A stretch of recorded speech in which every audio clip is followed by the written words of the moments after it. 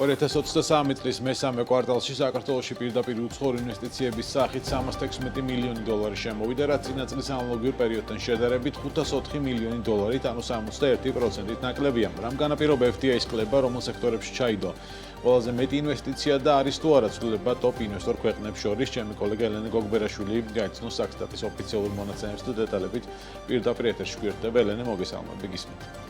მოგესალმებით, ბექა. კლება გვაქვს წლიურად არა მხოლოდ მესამე კვარტალში, არამედ მთლიანად 3 კვარტლის განმავლობაში. აღნიშნულ პერიოდში FDI მილიარდ 38 მილიონი დოლარი შეადგინა, რაც წინა წელთან შედარებით 399 მილიონი დოლარით, ანუ 22%-ით არის ნაკლები.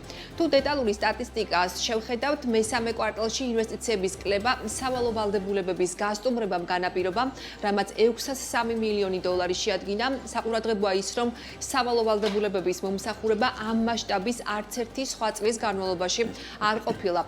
რაც შეეხება ინვესტიციების შემომავალ ნაკადებს, 590 მილიონი დოლარი სააქციო კაპიტალში ინვესტიციას, 329 მილიონი დოლარი კი რეინვესტიციას წარმოადგენს. ელენე, არის თუ არა ცვლილება ტოპ ინვესტორ ქვეყნებს შორის?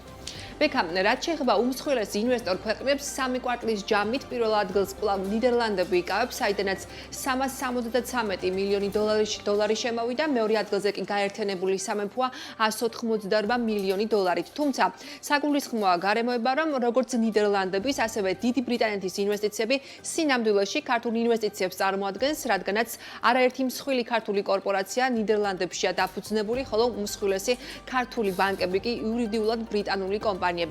ინვესტიციების რეიტინგში მოხვდნენ ოფშორული ზონებიც, როგორიცაა მარშალის კუნძულები 33 მილიონი დოლარით, ბელიზი 6 მილიონი დოლარით, კაიმანის კუნძულები 6 მილიონი დოლარით, ასევე ამასთანავე ორი ოფშორული ზონის მიმართ დაფიქსირდა ინვესტიციების გადინება. საუბარია ვირჯინიის კუნძულებზე -10 მილიონ დოლარზე და კვიპროსზე -45 მილიონ დოლარზე. თუმცა ინვესტიციების კლება ამ ქვეყნებთან მიმართებით შესაძლებელია, არ არის გამორიცხული, განპირობებული იყოს ან შვილბილი კომპანიის მიერ მშობელი კომპანიისთვის ვალის დაბრუნებით, ან კომპანიის მფლობელობის შეცვლით.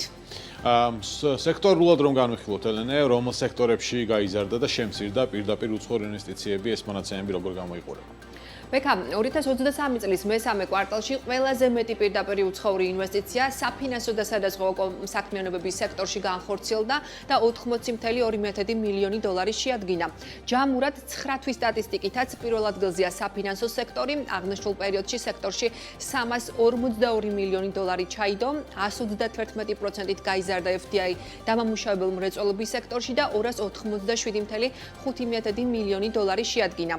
99% შემცირდა პირდაპირ უცხოური ინვესტიციები უძრავ ქონებასთან დაკავშირებულ საქმიანობაში, 57%-იანი შემცირება მშენებლობის სექტორში, 100%-იანი კლება კი დაფიქსირდა წყალმომარაგების სექტორში. და ბოლო კითხვა, შეგვიძლია თუ არა ვთქვათ, რომ რომელ კომპანიებში ჩაიდო პირდაპირ უცხოური ინვესტიციები მესამე კვარტალში კონკრეტულად?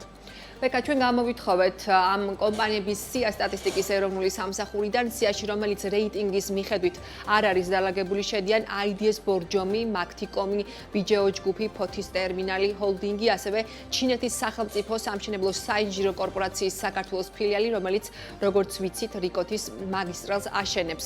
იმისთვის, რომ საქართველოს საინვესტიციოდ მიმზიდველი გახდეს პოტენციური ინვესტორებისთვის, ამისთვის ქვეყანას კარგი მმართველობის პრინციპების დანერგვა, დემოკრატიის ხარისხის გაუმჯობესება, კვალიფიციური სამუშაო ძალა და შესაბამისად განათლების სისტემის რეფორმა სჭირდება.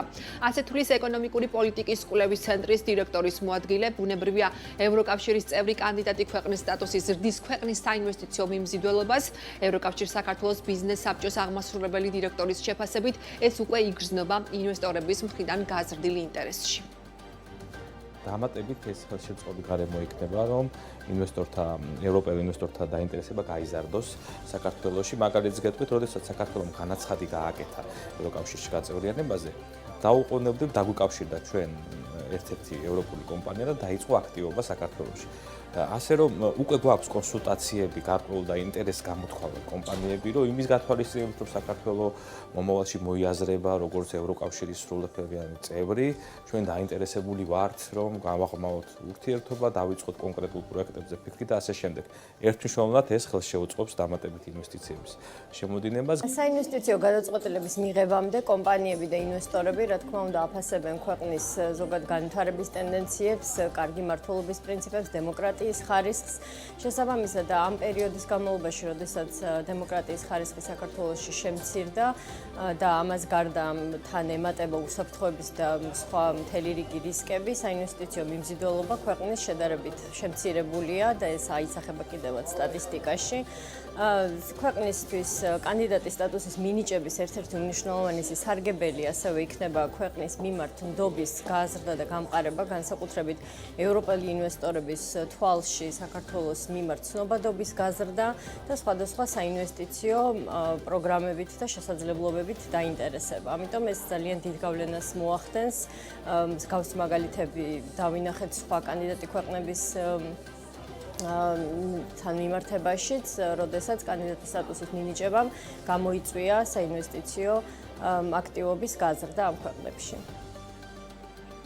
ბუნებრივია, მხოლოდ სტატუსის მიღება არაფერს ნიშნავს, თუ საქართველოს რეფორმებს არ გაატარებს, მათ შორის საინვესტიციო გარემოს გაუმჯობესების მიმართულებით. ბექა.